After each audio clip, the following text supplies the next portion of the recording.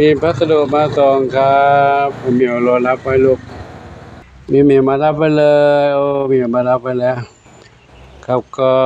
วันนี้มีพัสดุส่งมาถึงหลวงปู่อุกิจอธิจิตโตพุทธสถานวัดโป่งชัยตำบลบ้านสาอำเภอเจ้าหอมจังหวัดลำปางจำนวน1 กล่องเนาะจำนวน1 กล่องเหมียวดูที่ลูกรบลงดูที่พ่อปู่เขาดูหน่อยก็เป็นผู้ส่งจากคุณโยมเอมี่วอร์ดสหรัฐอเมริกาและน้องน้ำฝนขออนุโมทนาสาธุเดี๋ยวแกะดูข้างในเนาะเป็นอะไร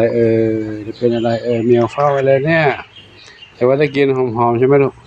ได้กินไหมได้กินหอมๆไหม ไปแกะดูกันเนาะแกะกล่องออกมาแล้วน้องแมวเข้ากล่องแทนเลย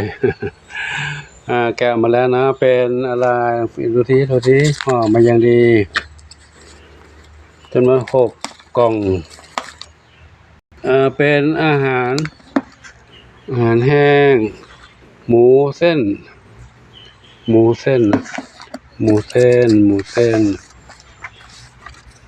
อาหารแห้งถวายหลวงปู่และคุณโยมเอวิวอร์ดและน้องน้ำฝนได้แจ้งมาว่าของถวายหลวงปู่2 กล่องถวายพระนพดล2 กล่อง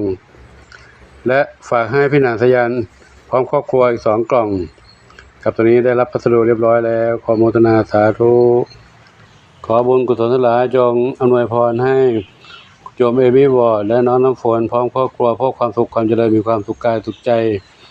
ปรารถนาที่ใดขอได้ทุกความมุ่งมั่นปรารถนาทุกประการเทินสัพพิติโยวิวัชชันตุสัพพะโลกโควินัสตุมาเตภวันตรายโยสุขีทีขายุโกภวะอภิวาทนาสิริสนิจังพุทธาปัจจายโนจัตตาโลธรรมาวัฏันติอายุวันโนสุขังพระลังสาธุสาธุสาธุ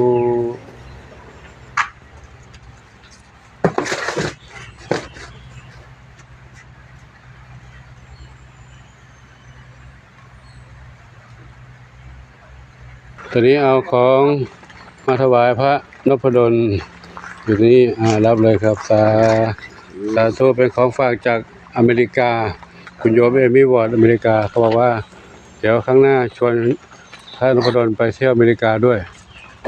เดินไปนะโอ้ไกลกันเนาะใครเหมียวอะไรเนี่ยสีละส้มแล้วอ่อนแล้วด้าเทาขาวใหญ่ทับทวีหนุ่มรอดำขาวเดินตามหลวงปู่มานะส่วนของนานสายันเดี๋ยวรอเขามารับเนาะก็ขออนุโมทนาสาธุเหมียวของหลวงปู่2 กล่องลูกของนานสายัน2 กล่องนะเดี๋ยวเขารอเขามารับเนาะเก็บไว้ก่อนอนุโมทนาสาธุอายุวันโนสุขังพระลังเจ้า